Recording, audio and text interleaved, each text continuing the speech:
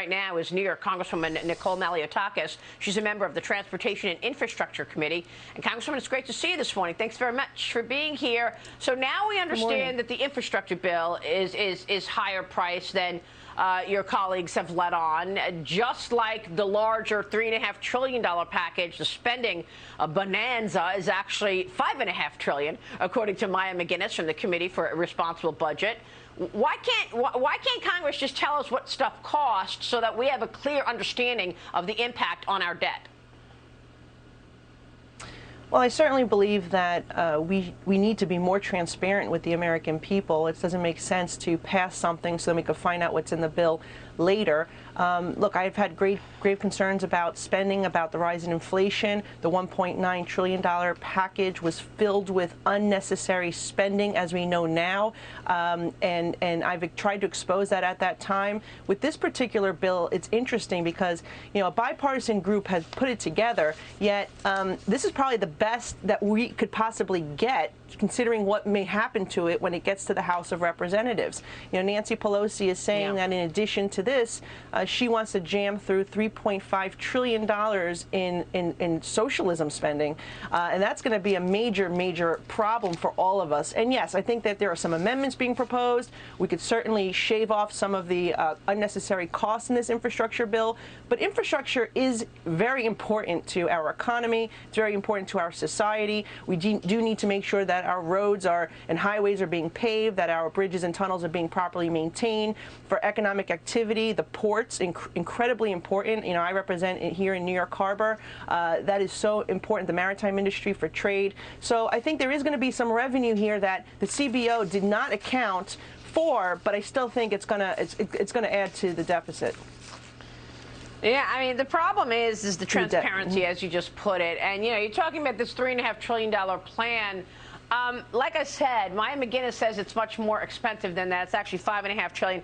Check out Kimberly Strassel's op-ed in the Journal this morning, the GOP's bad infrastructure deal. She goes through a litany of things that the Democrats are getting, and the Republicans aren't getting anything. So I think it's important to understand that, sure, we understand that we need roads and bridges and money invested in infrastructure. We all feel it every day. But, you know, should we be doing that when there's a $21 billion earmarked for environmental remediation, or a $50 billion under the catch-all category of climate resilience and Western water storage? The bill is better viewed as step one of President Biden's Green New Deal, according to the people that they're quoting here.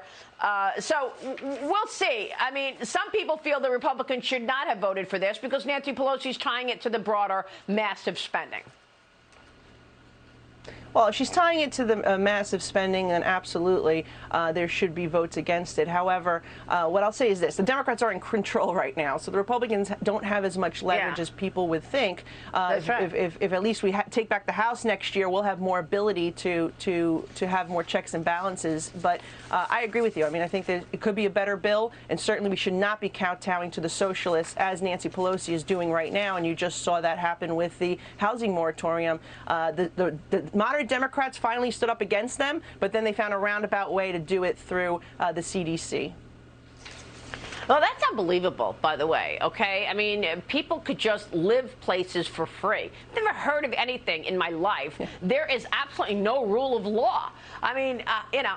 So speaking of, let me get to New York and the issues that we've been talking about in your part of the world. Impeachment could be in the near future for New York Governor Andrew Cuomo, we're told. State lawmakers say that their investigation into the harassment allegations against him is nearly finished. A spokesperson for Cuomo said that the governor will cooperate with the impeachment probe, but he will not resign.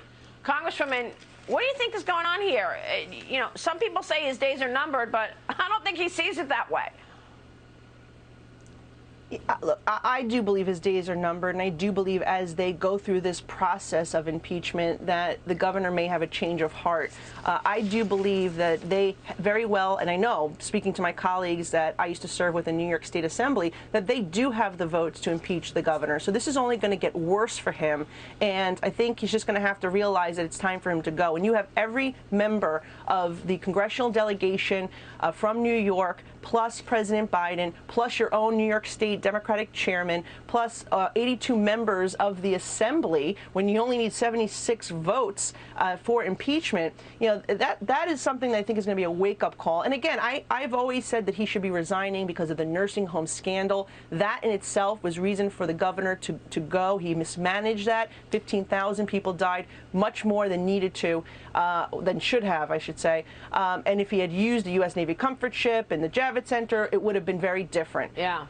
But in addition to that, this report was damning, and it really corroborated the stories of 11 accusers. And the governor was very quick to call for other assembly members of his own party to resign when they had been accused of sexual harassment. So we can't have a double standard here.